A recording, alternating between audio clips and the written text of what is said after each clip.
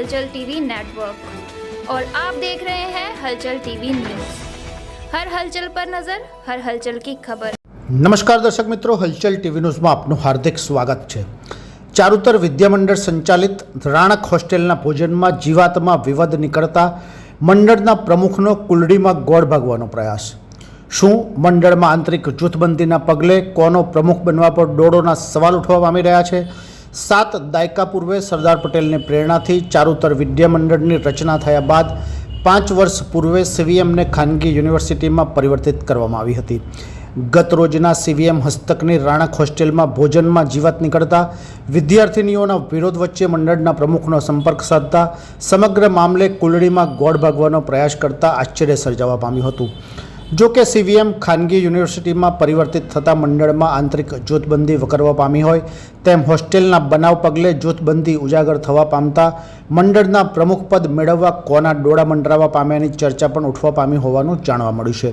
प्राप्त विगतों अनुसार 7 दायका पूर्वे सरदार पटेल ने प्रेरणा थी भाई काका भीखुभाई सहितना स्थानिक अग्रणीओ द्वारा चारुतर विद्यामंडळ तथा आरोग्य मंडळनी रचना करी शाश्वत नगरी विद्यानगरनी तथा बादमां सरदार पटेल यूनिवर्सिटीनी स्थापना करवामां आवी हती।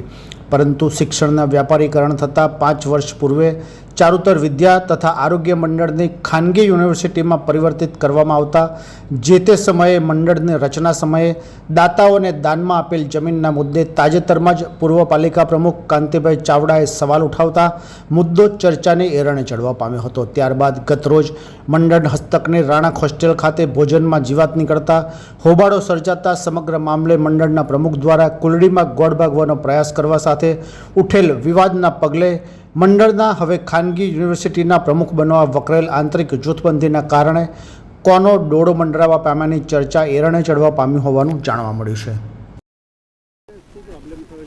મારું નામ માહી છે। અમે લોકો હું મોરબીથી આવું છું। અહીંયા હમણાં લાસ્ટ કેટલાય ટાઈમ થયા ખાવામાં છે ને જરા એ લોકો છે ને બિલકુલ બી હાઇજીન નહીં રાખતા।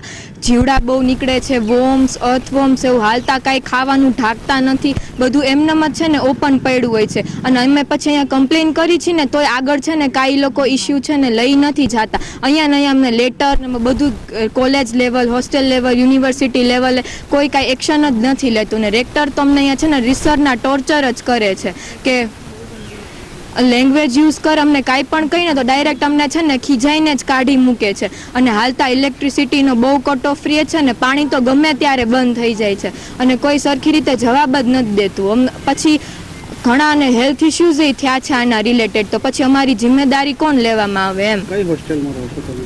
રાણક હોસ્ટેલ। તમે કમ્પ્લેન કોને કરી આ બાબતમાં?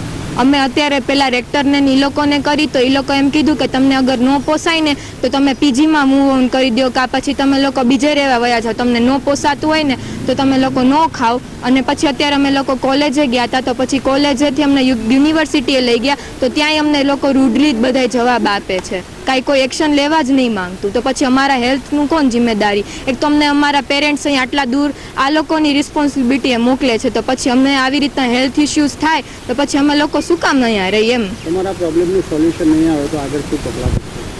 કાંઈ નહીં, રિફંડ લેવાનું કીધું છે, પછી જોઈએ હવે રિફંડ આપે તો ઠીક છે ને તો પછી અમે લોકો પછી આગળ વિદ્યામંડળમાં ત્યાં આગળ અપીલ કરશું।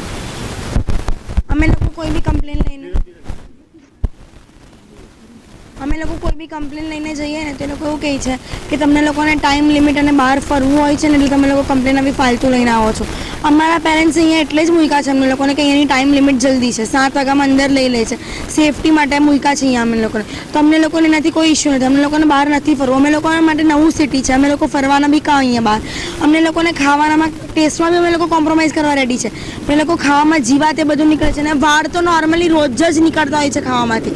અને તે દિવસે અમે લોકો કોઈ બી દિવસ અમે લોકો કમ્પ્લેન લઈને જઈએ છીએ ને કે આવી રીતે બધું નીકળે છે તો એ લોકો કોઈ સિરિયસલી લોકો એવું કહી દે કે હા અમે લોકો આવે તો આગળથી ધ્યાન રાખશું, પણ આને આગળ કંઈ થતું નથી। અમારા પેરેન્ટ્સ અહીંયા આવીને વાત કરવા બી રેડી છે, એ લોકો તો એવું કહે છે કે અમે લોકો ફૂડ ઇન્સ્પેક્ટરને કમ્પ્લેન કરશું ને મેસ બંધ કરાવી દઈશું। અમને લોકોને રિફંડ જ જોઈએ છે, ડિમાન્ડ કરે છે બધાના પેરેન્ટ્સ રિફંડ કે અમને લોકોને રિફંડ આપી દો। અમારા હોસ્ટેલ ચેન્જ જ કરી છે પણ એ લોકો રિફંડ પણ નથી આપતા, એ લોકો કોઈ કે અમે લોકો પૈસા રિટર્ન નહીં કરીશું। અમારા બધા પૈસા એ લોકો એક સાથે જ લઈ લીધેલા, ઇન્સ્ટોલમેન્ટમાં બી નહીં લીધેલા, એટલે એક બી પૈસા અમને લોકોને રિટર્ન બી નથી કરતા કે અમારા કે હોસ્ટેલ ચેન્જ થાય। બધા ઇસ્યુ અમે લોકો કીધા છે તો અમે લોકો કોઈ સિરિયસ સ્ટેપ્સ નથી લેતા ને વોર્ડન્સ અને રેક્ટર એટલા રૂડ છે અમારી સાથે એટલી ખરાબ લેંગ્વેજમાં વાત કરે છે ને એટલે પછી એ લોકો એવું કહે છે કે તમે લોકો અમારી છોકરીઓ જેવા છો. અમારી મમ્મી અમારી સાથે ઘરે આવી રીતે વાત નથી કરતી, અમારે એ લોકોના આવા બધા એક્સપિરિયન્સીસ નથી. તો હવે આનું શું કરવું તે તમારે લોકોએ જોવું પડે આગળ. અને ગયા વર્ષે પણ આનું પણ કોઈ નિરાકરણ આવ્યું નથી, તો એના માટે પણ જલ્દીથી એવું કરવું જોઈએ કે ગયા વર્ષે પણ આ બધું નીકળેલું ને કીધેલું તો પણ કોઈ એક્શન લેવાયું નથી એના માટે. ये है हलचल टीवी नेटवर्क और आप देख रहे हैं हलचल टीवी न्यूज़. हर हलचल पर नज़र, हर हलचल की खबर.